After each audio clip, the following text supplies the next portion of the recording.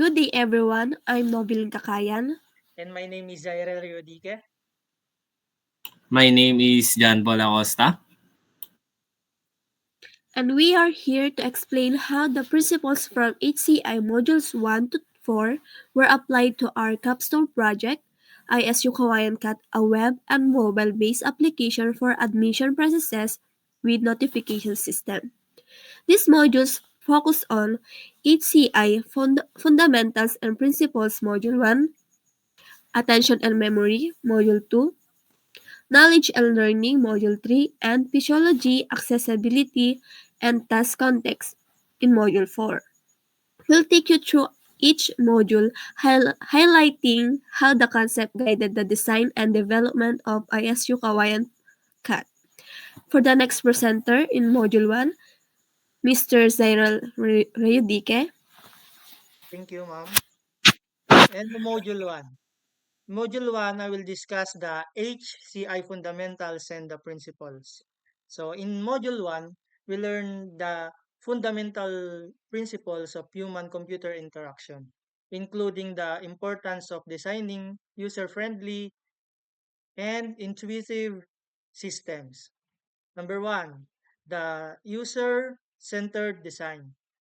ISU CAT was designed with users in mind, applicants, and administrator. The interface is simple, with clear navigation, ensuring users can easily submit the application, check the schedules, and receive notification. Number 2, the usability principles. The principles are effectiveness, efficiency, and satisfaction. We ensure ISUCAT meets the key usability goals. What are the effectiveness of this system? The system automates admission tasks and reducing errors.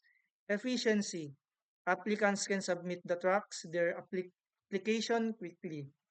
And satisfaction. A clean layout improves users' experience. And number 3, the last, consistency and feedback. Buttons, form, and navigation menus follow a consistent layout. Users receive immediately feedback through notification after submitting data or making changes. So first, we need to click the administrator, the login, and show how the buttons work on the sidebar. Just click the, yeah. This is the schedule. This is the schedule where the administrator set a schedule to the form of the student. Later on, I will show you the form that can show this schedule. And existing schedule and rooms. These are the recently added schedules on administrator. Then go to dashboard. Admission. This is the view list of 3 forms when they submitted. The administrator collect the data to to them to view list, a dashboard. Next, yeah. First of all, show them the filtering of all the view lists. Yan. If you click address district to Reina Mercedes, it will show the applicant address in Reina Mercedes. Okay? So next, dashboard. Requirement list. Ayan. Ito, this is the these are the view list of the requirements submitted to from the student. And next we go to admission. No, the other admission form.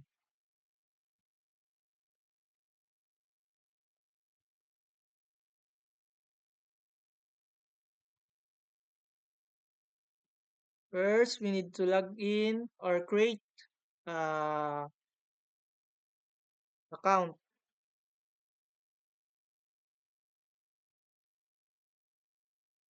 Here, you can see the password. You can see the icon I to hide and unhide the password. Yeah. So first, I will show you the submit requirements. Submit requirements. And you can click the student type if you are freshman, transferee, or foreign. Then after submitting the file, it will go to the administrator that recently I show you. And the second one is the form. So the form is the entrance exam as the example. So here we show you how to submit this form. Can you please fill out the form, Mr. Acosta?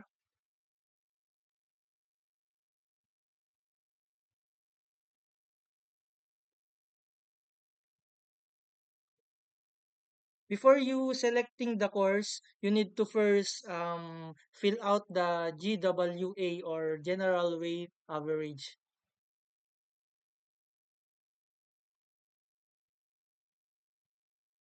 Can you please fill out first the GWA? So average 90, 90, 90. Yeah,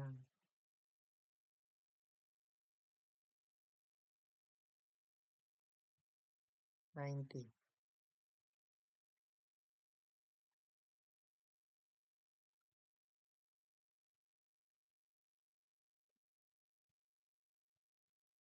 This is where the students select time when the administrator um, set schedule. The exam date, the time, and the rooms. Now submit. Form submitted successfully. So the module 2 will present by Noveline Kakayan. Noveline, the floor is yours. So, in Module 2, we focus on attention and memory, which are critical for designing interfaces that guide users without overwhelming them. So, number 1, focus attention. In ISU Kawaiian uses clear section groupings to help users focus on one task at a time, such as filling out form or selecting exam schedule. Like that, like that. Ang tatlong 'yan puwede mong sa isang group na 'yan puwede mo silang fill up-an and then pagkatapos niyan puwede ka ng mag-select ng schedule mo. So, number 2, minimizing cognitive load. The system the system avoids unnecessary complexity. For example, long forms are broken into smaller, manageable sections, helping users process information step by step. And number 3, attention grabbing techniques. Important updates like exam schedule or admission status use notification to capture users' attention. Visual elements like icon and text are used instead of flashy and distracting animation. So, makikita sa notification yung mga updates like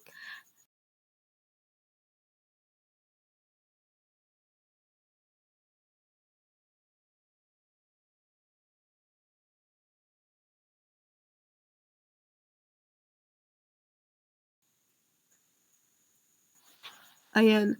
So, diyan magpapakita yung mga schedule and updates or any admission status sa notification. And then, 4 is memory support. Users don't need to remember every task or deadline. The system provides real-time notification to help users stay updated. Yun yung maganda sa notification kasi real-time na siya. Lagi nag-update siya ng mga status ng applicant.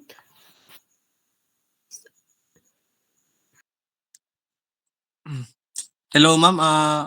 Today I'm here to present to you the Module 3, Knowledge and Learning.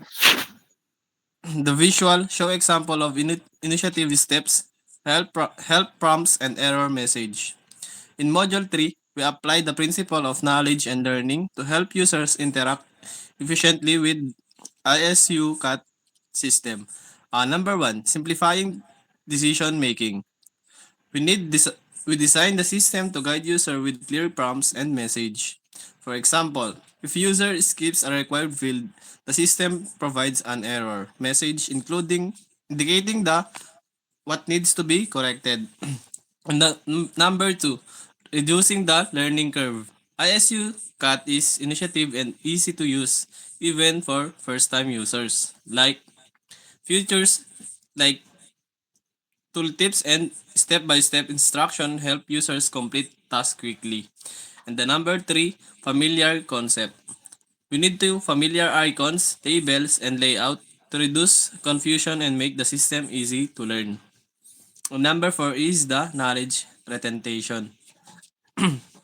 User can easily access their past activities such as submitted forms and the requirements, also the notification without relying on memory.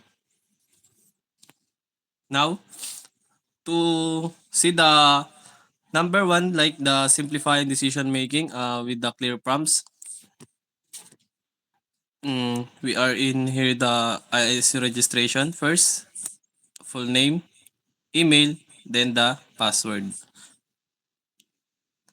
Then you can try to register.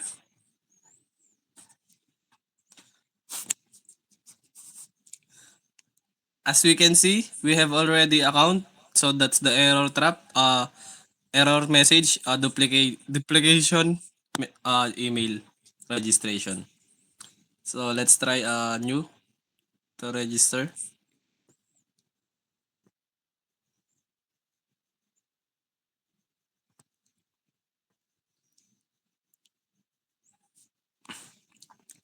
And as we can see in the password, saying that must be at least 6 characters long. And we can see the hide and show button or eye icon.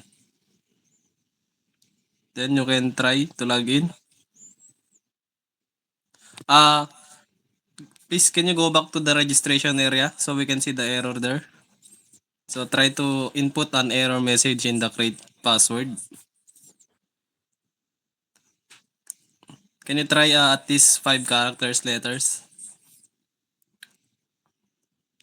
As you can see, we have the toolkit saying that please lengthen in that this text to 6 characters long.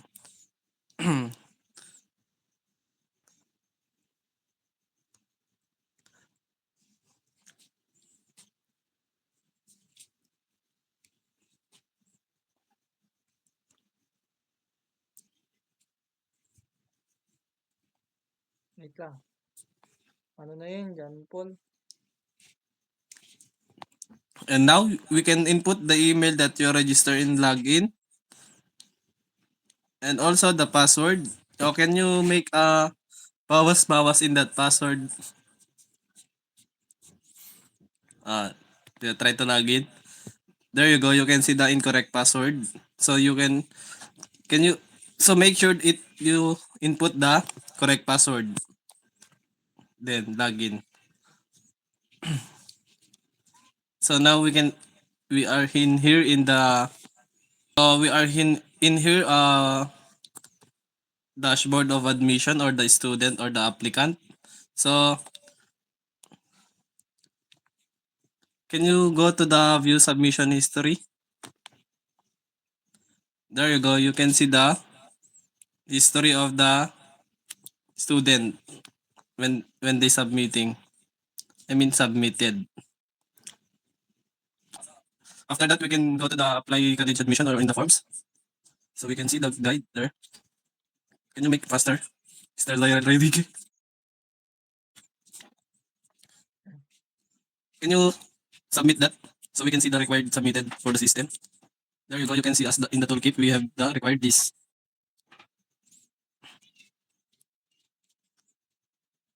Ayun. Mayroon na namang required.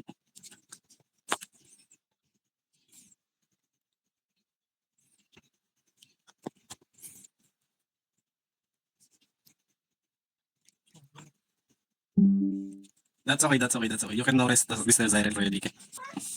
And that's all in the module 3. So now let's hear Zyril Rodriguez for the module 4.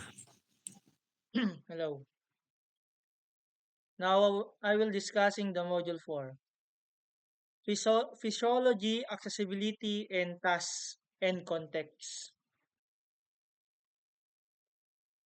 In module 4, emphasize physiology, accessibility, and task context, which played in crucial role in ISU CAT development. Physiology and ergonomics. Buttons and controls are large well spaced. Ito yung home, logout, profile, change profile, and submission history. It's like that. And the other example is here. The button, submit, reset, download, and print. Accessibility. ISU CAT works on both web and mobile devices. So we have uploaded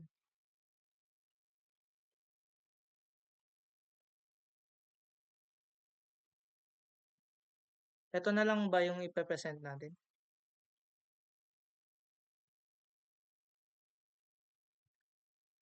So we have uploaded already this in online, but we just what you call this, present in local host. Accessibility. ISU CAT works on both web and mobile devices, ensuring it is accessible anytime, anywhere, anytime and anywhere. So the real-time notification, admission, view applicant.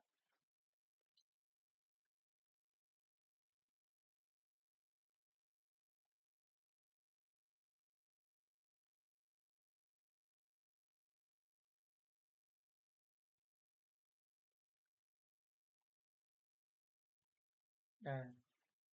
We approve.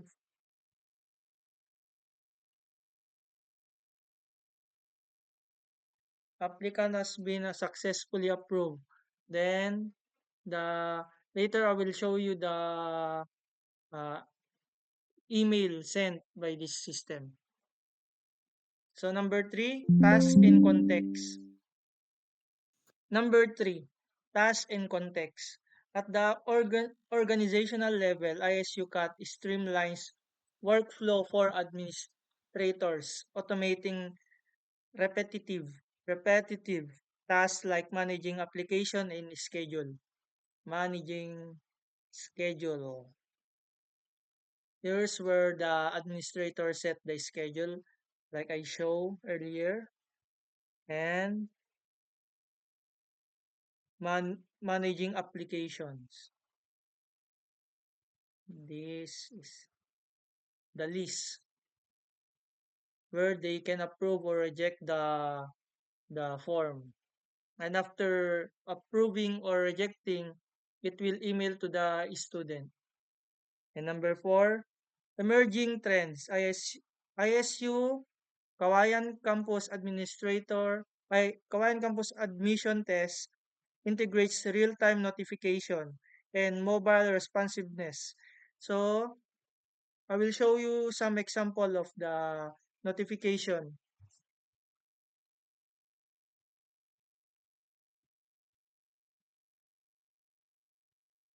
Here is the application email. Application approved. Once your application was approved, it will send to your email. Likewise to application rejected.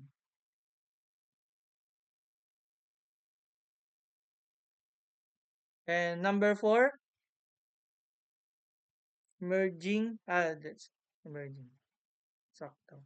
So, I will pass the floor to Mr. Acosta. Thank you for conclusion.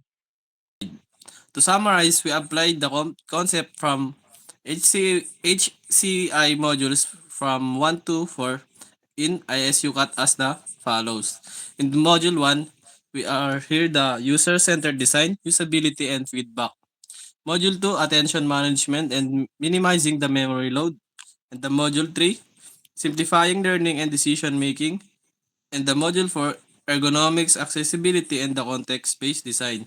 This principle help us create system that is user-friendly, accessible, and efficient for both applicants and the administrators. And thank you for watching our presentation.